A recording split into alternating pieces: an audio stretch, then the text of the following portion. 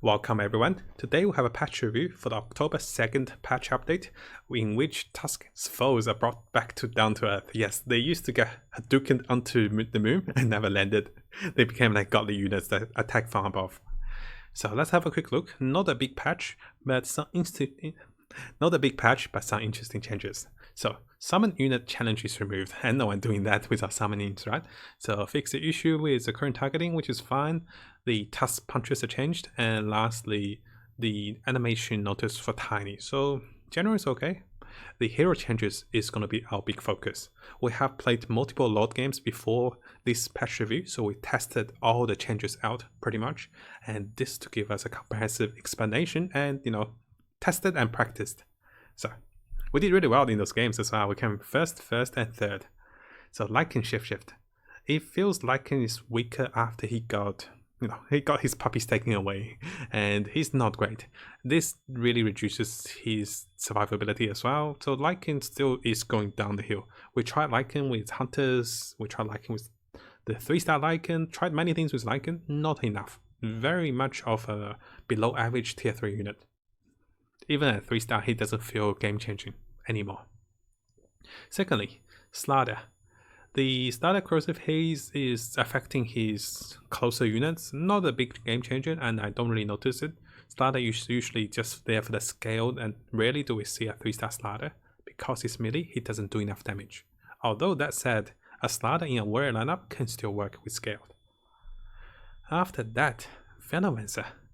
Better animation and AI with Venomancer with the Gale, and we can see that it does go a little longer, and it doesn't do much. The damage increment is 5 damage to 10 and come on, 20 damage. Who gets Venomancer 3-star to do 20 more damage? And it's not that much. And on top of that, Venomancer is just not cutting it as one of the top tier 1-star unit. Top tier 1 unit, simply because before he was doing bleeding damage, now he does physical damage, which we'll touch on very soon. So we try Venomancer.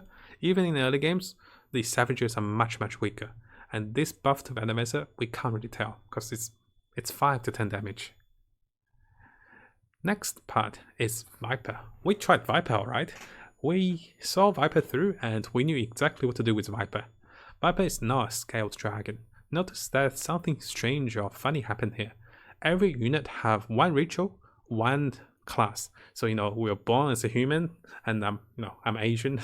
no, that's too far. So the Viper now has 2 ritual, and the Viper does not have a class. He never job changed.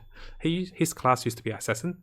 Now he doesn't have a class. He's just like 2 ritual, which is okay because Puck is elusive and Puck is also dragon. But give him a class. They didn't give him a class, so that is definitely a nerf to Viper. Without a class, the 2 rituals are very defensive.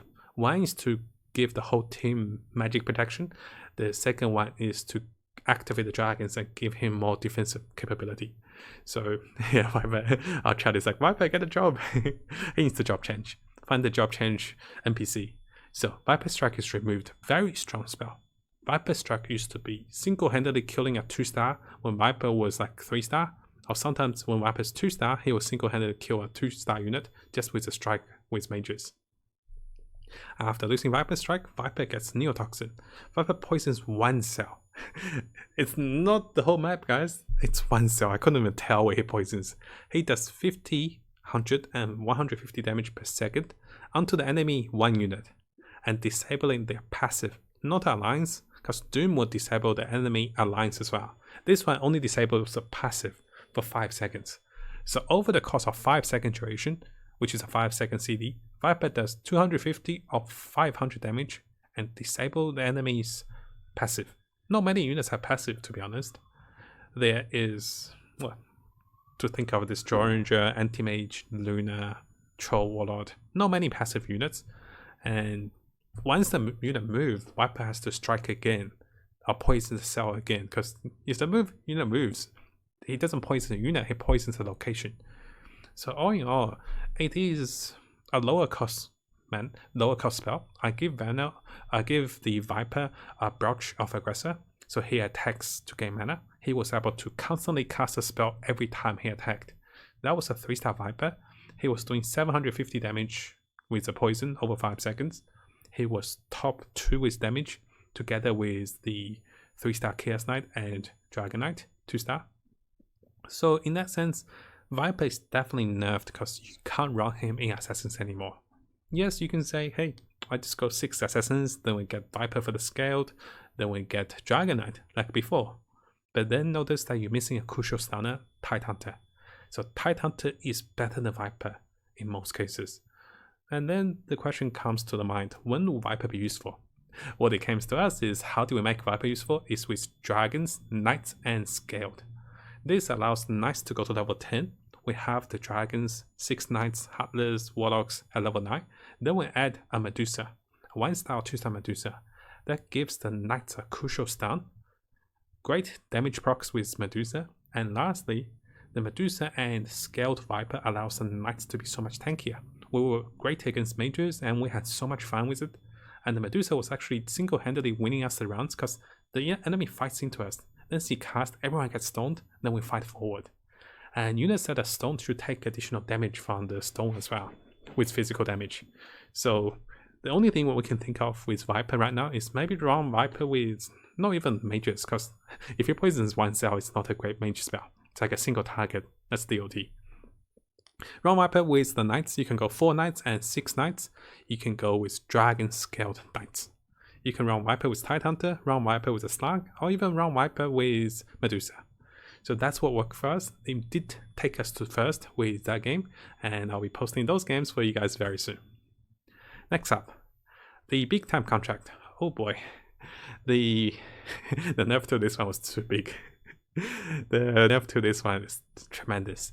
It used to be you can stack this item and it really amplifies because you get Arc Warden, you get it on Medusa, maybe on Beastmaster, and everyone gets multiplies the attack damage. But it's not the case now. Maximum 1 item makes the Bloodborne build non-existence, because this build really requires to hit 2000 or 3000 in the late game. We have seen Terrorblade hitting 7000 in the late game with 1 attack. But with maximum to 1, this item's gone. Might as well take it away. So I have not seen anyone pick this item ever in the Lord games after this change. Next up, we have Alliance change. This is something we touched about with the Savages with Veno.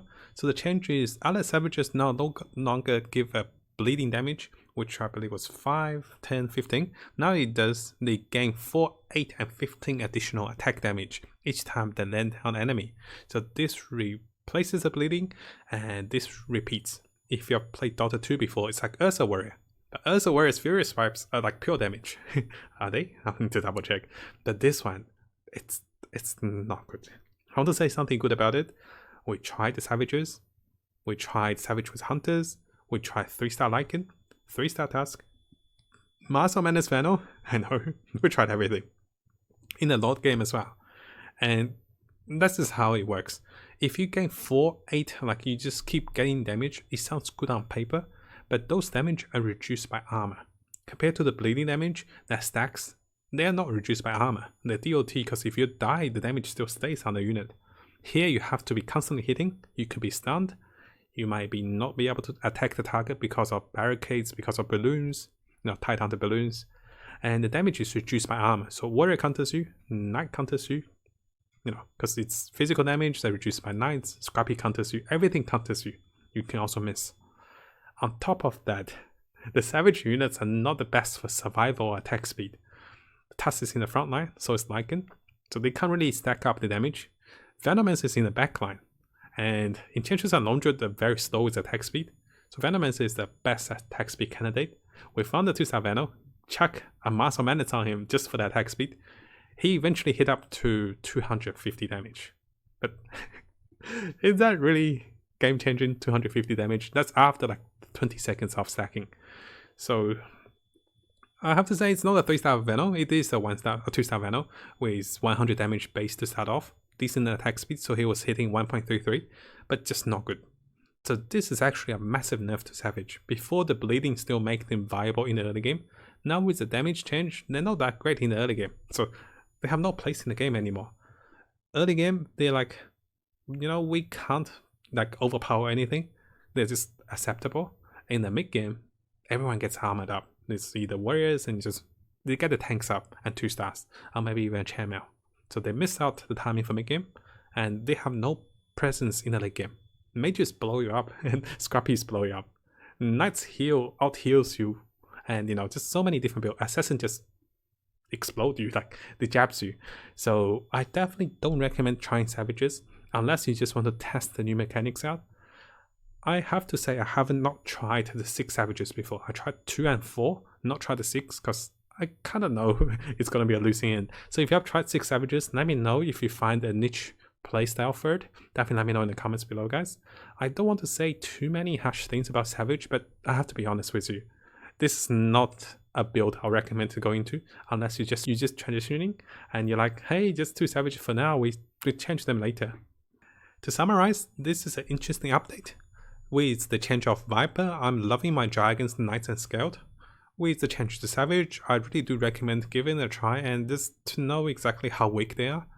And lastly, with the upcoming patch that's to come, we're hoping it will come next week, and once that comes, we're looking at 6 new heroes, 3 new class, 4 different underlords, like the Hearthstone kind of like heroes with tap spells maybe, or maybe passives, and Dungeon Crawler and co-op. Dungeon Crawler is probably PvE, and co-op is going to be very fun. So stay tuned, guys. Also subscribe for the latest news, guides and tips. Once the new update comes, we'll make lots of those. Please also follow and subscribe to support me on Twitch if you can. Thank you so much, everyone. Take care.